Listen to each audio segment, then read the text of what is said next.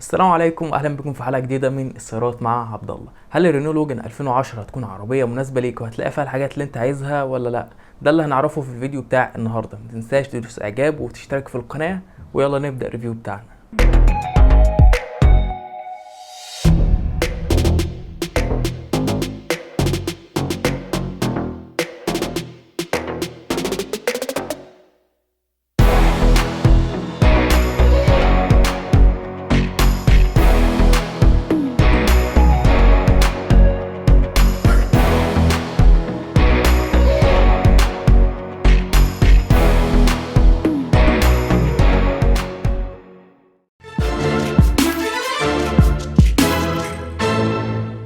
الرينو لوجان نزل منها نسختين، نسخه مانيوال ونسخه اوتوماتيك.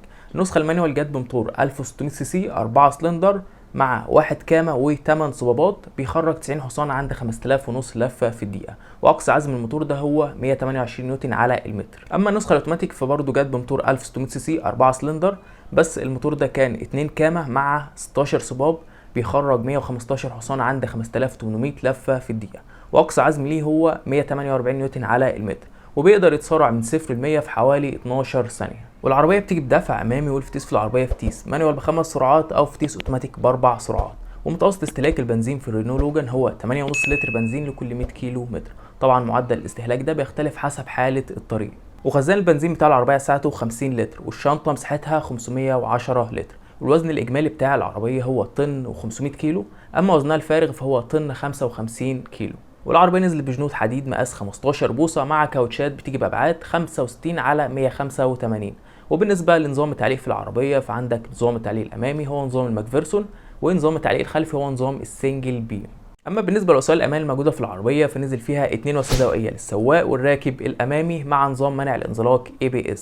وسائل الأمان دي وجودها بيختلف حسب موديل العربية. ودلوقتي يلا نشوف التصادم بتاع العربية.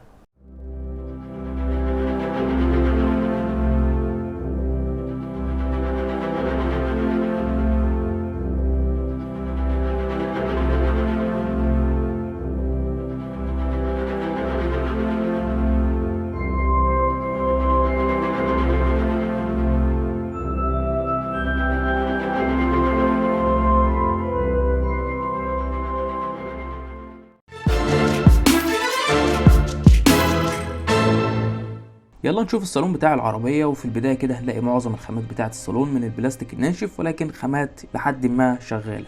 والبيبان بتيجي بشكل شيك بيظهر على المقبض بلون رصاصي مع الشكل المجسم لباقي الباب. وبالنسبة لمساحة التخزين في الباب فهي للأسف مساحة صغيرة، وفي البيبان الخلفية مفيش مساحة للتخزين خالص.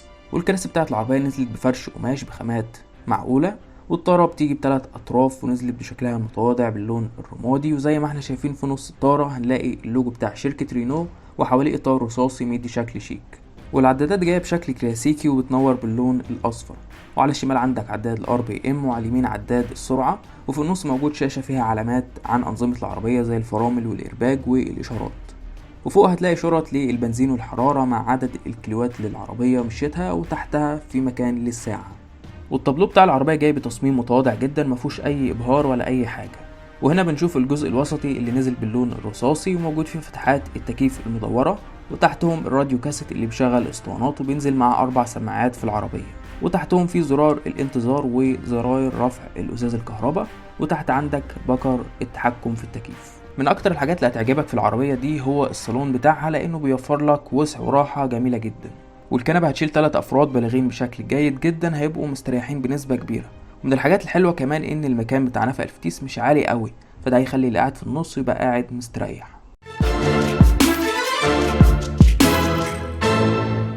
لما نبص على التصميم الخارجي بتاع العربية هنلاقيه تصميم متواضع. وتعالوا نبدأ بالمقدمة بتاعة العربية، ودي شكلها بسيط ولكن فيها كام لمسة حلوين. والفوانيس جاية بحجم متوسط ونزلت بإضاءة هالوجين.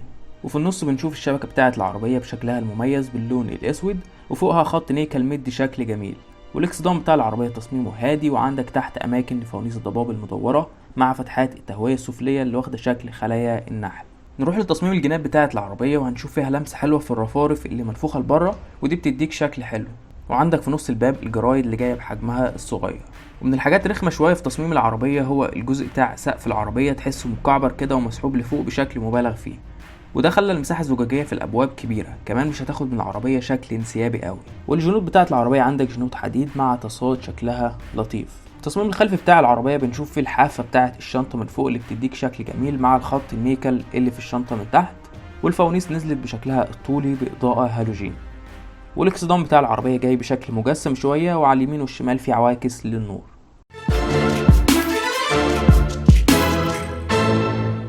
في البدايه كده لازم تركز معايا في النقطه دي. العربيه زي ما قلنا لها نسختين، نسخه مانيوال ونسخه اوتوماتيك، فلو عايز العربيه تستجيب وتتسارع معاك بشكل جيد فهتختار النسخه الاوتوماتيك، لان النسخه الاوتوماتيك الموتور بتاعها اقوى من النسخه المانيوال وقوته هي 115 حصان.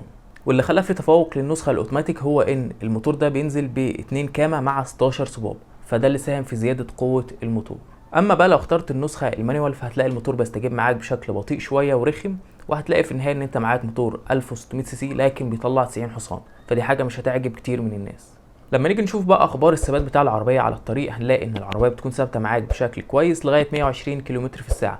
كمان هنلاقيها بتتفوق على عربيات تانية موجودة في نفس رينجها السعري زي الفيرنا واللانوس والحاجات دي. وما تنساش ان النسخة الاوتوماتيك هتكون افضل في ثبات من النسخة المانيوال، لان النسخة الاوتوماتيك مدعمة بعمود اتزان بيقوي عفشة العربية، وده هيخليك تقدر توصل بيها لغاية 140 كم في الساعة بس من غير غرز والحاجات دي، لان العربية عالية عن الارض. لو كملت الفيديو لغايه هنا ما تنساش تدعمنا بالاعجاب والاشتراك في القناه وتفعل زر الجرس عشان يوصلك كل جديد.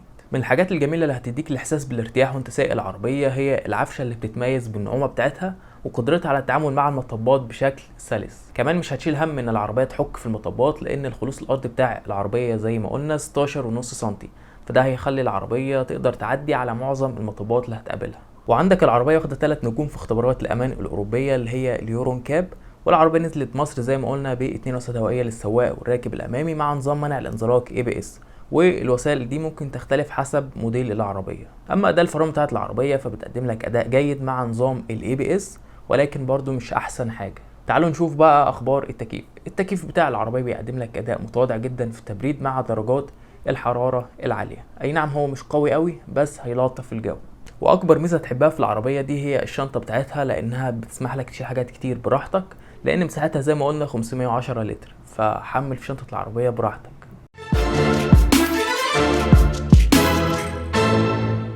من عيوب الرينو لوجان هي ان قطع غيار العربيه عاليه شويه لو جينا قارناها بعربيات تانية موجوده قريبه من السعر بتاعها زي الفيرنا مثلا، ولكن قطع غيارها بتعيش فترات كويسه وهتلاقيها برضو متوفره في اماكن مختلفه، يعني مش صعب انك تلاقيها. بالنسبه لاستهلاك البنزين في الرينو لوجان فهو هيعجبك على الطرق السريعه، لانه بيكون 7.5 لتر بنزين لكل 100 كيلو متر.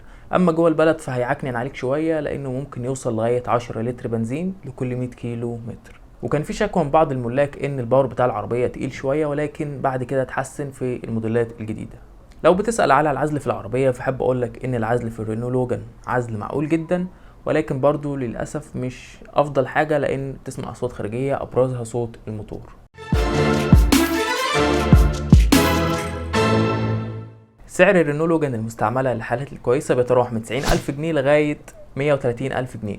طبعا السعر ده بيختلف حسب الحاله والموديل والفئه بتاعه العربيه. هسيب لكم تحت لينك الجروب بتاع ملاك العربيه لو عايزين تسالوا على اي حاجه او تشوفوا اخبار العربيات المستعمله اسعارها ايه. في النهايه لو عجبك الفيديو ما تنساش تدعمنا بالاعجاب والاشتراك في القناه وتفعل زر الجرس عشان يوصلك كل جديد.